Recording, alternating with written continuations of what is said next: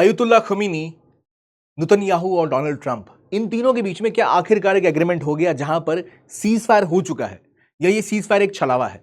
Qatar के base पर attack हुआ है, पर उसके बाद भी क्या सीज फायर रह पाएगा? नेतन्याहू ने अब खुद कहा है कि हम इसको रिस्पेक्ट करते हैं, लेकिन इनके डिफेंस मिनिस्टर ने कहा कि भाई हमने हमले किए थे।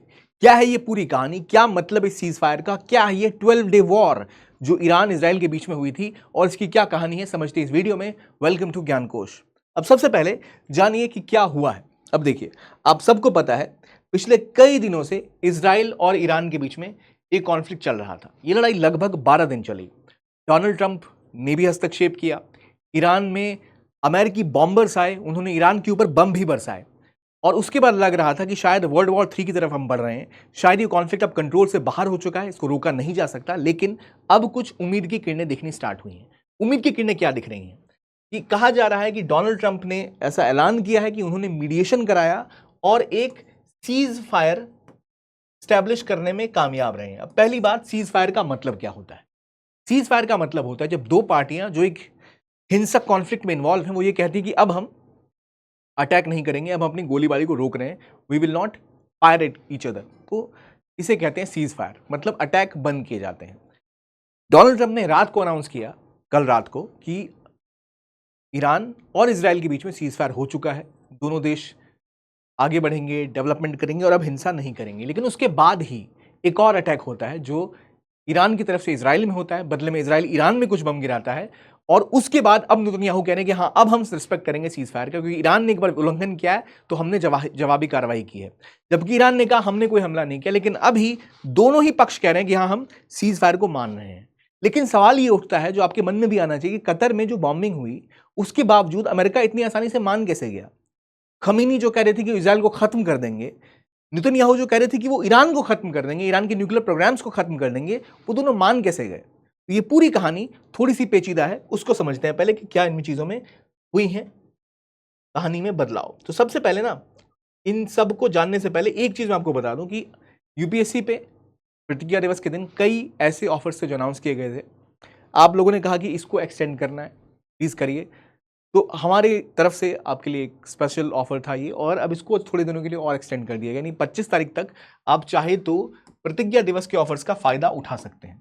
यानी आपके पास ये मौका है जहां लगभग सभी मेजर कोर्सेज पे, चाहे प्रहार की बात करें जो 2026 के लिए जो एक इंग्लिश का बैच है, या प्रहार हिंदी हो, या टाइटन इंग्लिश का बैच हो, इन सब में आपको 50% से भी ज्यादा का डिस्काउंट मिल रहा है। ये कोर्सेज केवल 10,000 रुपये में मिल रहे हैं। वहीं 2 साल का संकल्प कोर्स आप देख लो, इंग्लिश वाला, या आप हिंदी वाला देख लो, या पिनाकल जो कंप्लीटली इंग्लिश कोर्स है उसको देख लो, यहाँ भी 12,000 का कोर्स आपके लिए मिल रहा है। जो 3 साल का प्रारंभ प्रोग्राम है इंग्लिश का, वो भी आपको केवल 29,500 में मिल रहा है। इसके अलावा PD1000 का अगर आप कूपन कोड लगाते हो तो आपको 1,000 का डिस्काउंट लगभग सभी कोर्सेज पे मिल रहा है।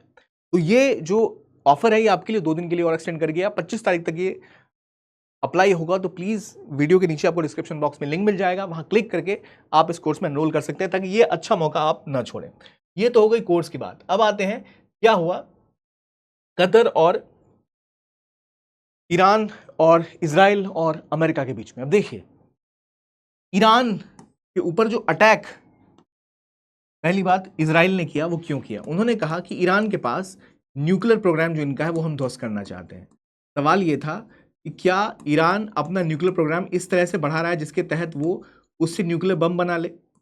इजराइल का यह आरोप था कि ईरान ने इतने वेपन्स तैयार करने की स्टेज में वो आगे निकल चुके हैं कि वो न्यूक्लियर बम बना सकते हैं, और इजराइल नहीं चाहता कि वो न्यूक्लियर बम बनाए। इसलिए उनकी जितनी न्यूक्लियर साइट्स थी, चाहे इस्फहान हो, चाहे अराक हो, चाहे नतान्ज हो, उन सब पर अटैक किए गए। और यहां तक कि B-2 बॉम्बर्स अमेरिका के वो भी जाके अराक में बॉम्बिंग करके आए।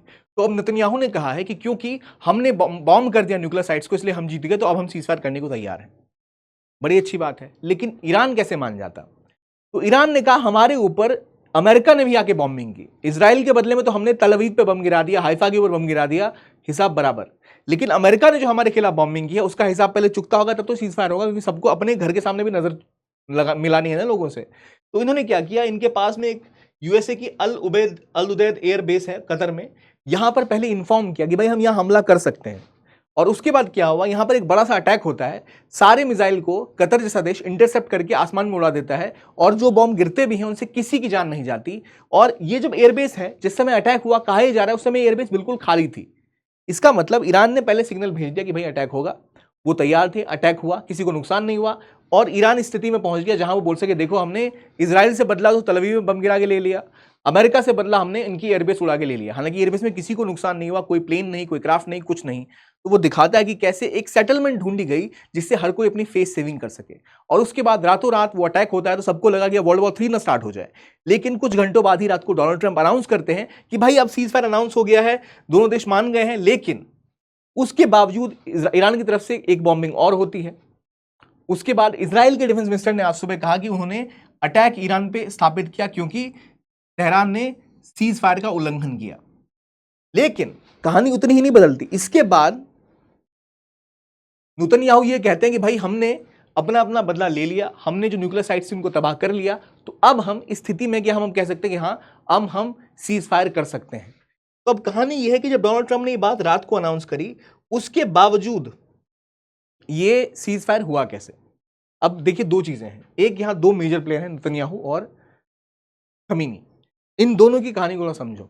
असल में इजराइल के ऊपर हमले हमेशा तीन तरफ से होते हैं, हिजबुल्लाह, हमास, हूती, तीनों ही अटैक इनके ऊपर करते रहते थे।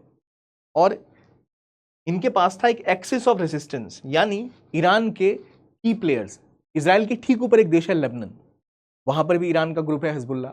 सीरिया में जब असद की सरकार थी वहां ईरान का कंट्रोल था, मतलब कंट्रोल ना सही, कम से कम इन्फ्लुएंस था। और नीचे यमन में हूतीज को सपोर्ट करते हैं। तो हर तरफ से ये हमले इजराइल के ऊपर कर सकते थे। पिछले कुछ महीनों में इजराइल ने हिजबुल्लाह, हमास, हूतीज, इन सब के बड़े लीडर्स को मार डाला। हूतीज के कम, इवन ईरान के भी बड़े लीडर्स को मार डाला। IRGC जो ईरानियन रेवोल्यूशनरी गार्ड कॉर्प्स है, उनके लीडर्स की मौत होती है, उनके जनरल्स मारे जाते हैं। ईरान में घुस के इजराइल हमले करता है और कहता है कि हम न्यूक्लियर साइट्स को तबाह कर देंगे। सबको लगा था ईरान हथियार डाल देगा, ईरान नहीं लड़ पाएगा, पर ईरान ने काफी स्ट्रांगली इजराइल के ऊपर भी हमले किए और ऐसे हमले किए कि इवन जो इजराइल का आयरन डोम है वो तबाह हो गया। अब वो ऐसा एक्शन जहां पर इजराइल का आयरन डोम, उनका एयर डिफेंस सिस्टम तबाह हो गया, वो दिखाता है कि Iran was prepared for the attack. After that सबको लगा था कि इजराइल ये जंग कभी छोड़ेगा नहीं, पर अमेरिका की एंट्री होती है। डोनाल्ड ट्रंप कहते हैं कि हमें एक सीज फायर सा कुछ करना है, लेकिन ये बातें होते होते एक बॉम्बर आकर ईरान में बम गिरा के चले जाते हैं। अब इस स्थिति में कहा यह जा रहा है कि तीनों ही लीडर्स जो थे, खासतौर पे दो मेन लीडर्स जो थे यहां पर, दोनों के कुछ इंटरेस्ट थे कि खमीनी चाहते थे कि वो ये दिखा सके कि ईरान ने बदला ले लिया, नेतन्याहू ये चाहते थे कि हम ये दिखा सके कि हमने अपने जो इंटरेस्ट है उसको पूरा कर लिया, जो न्यूक्लियर साइट्स है वो तबाह कर लिया। तो इसीलिए अब जो स्थिति बन रही है वो ये कहा जा रहा है कि डोनाल्ड ट्रंप ने जब इनिशिएट किया ये टॉक्स, तो शायद इन दोनों के पास एक एक रीजन था कि वो टेबल पर आए और सीज फायर को मान लें। लेकिन जैसा हमने इंडिया पाकिस्तान के कॉन्फ्लिक्ट के टाइम में भी देखा और यहां भी देखा है कि during this fog of war attacks फिर भी दोनों तरफ से हो रहे हैं, जिसकी वजह से रिसेंटली भी जो अनाउंसमेंट हुई है उसके बाद भी अटैक्स चलते रहे हैं। अब जाकर इजराइल ने बोला कि हम सीज फायर एक्सेप्ट कर रहे हैं क्योंकि हमने न्यूक्लियर थ्रेट को हटा दिया है। अब ये बात नेतन्याहू ने कही है, लेकिन डिफेंस मिनिस्टर ने कहा कि हमने अपना अटैक का बदला भी अटैक करके ले लिया। तो ये पूरी कहानी कुछ ऐसी है जहां हमें दिख रहा है कि दोनों ही प्लेयर्स ने अपनी अपनी फेस सेविंग करने के ऊपर फोकस किया है। क्योंकि हो ये रहा था कि ईरान ने अनाउंस किया था कि हम स्ट्रेट ऑफ हॉर्मुज बंद कर देंगे, शिप की मूवमेंट्स बंद हो जाएंगी, दोनों ही देशों की इकोनॉमीज के ऊपर दबाव बन रहा था। और सवाल तो यहां तक उठ रहे थे कि क्या खमीनी के ऊपर अटैक कर देगा इजराइल और मोसाद। तो खमीनी के ऊपर भी प्रेशर था और इजराइल के ऊपर भी प्रेशर था कि वो वॉर कितने दिन तक स्ट्रेच करे, और अमेरिका का सीधा इन्वॉल्वमेंट मजबूर कर गया शायद इजराइल को भी कि वो एक टेबल पर आए जहां वो नेगोशिएट करें। अब यहां अभी तक किसी की जीत है, किसी की हार नहीं है। कहने को ईरान के पास भी कुछ है, इजराइल के पास भी कुछ है, और अमेरिका तो कुछ भी कह ही सकता है क्योंकि उन्होंने आगे बॉम्ब किया ईरान को। तो अभी ये सीज फायर कितने टाइम तक रुकेगा ये देखने वाली बात होगी। इससे पहले जब हिजबुल्लाह और इजराइल के बीच में सीज फायर अनाउंस हुआ तब भी वो सीज फायर का उल्लंघन हुआ था। जब आपने देखा हूतीज के साथ सीज फायर हुआ तब भी यही कॉन्फ्लिक्ट बढ़ा था। तो अभी भी शायद ये कॉन्फ्लिक्ट बढ़ सकता है। हमें उम्मीद है कि ऐसा ना बढ़े, क्योंकि इससे दुनिया की oil prices, connectivity corridors, networks, trade, उन सब को प्रभाव पड़ेगा। तो देखते हैं चीजें कहां जाती हैं। तत्काल इस वीडियो के लिए इतना ही। देखने के लिए धन्यवाद। कीप ऑन वॉचिंग ज्ञान कोश and have a very very nice day.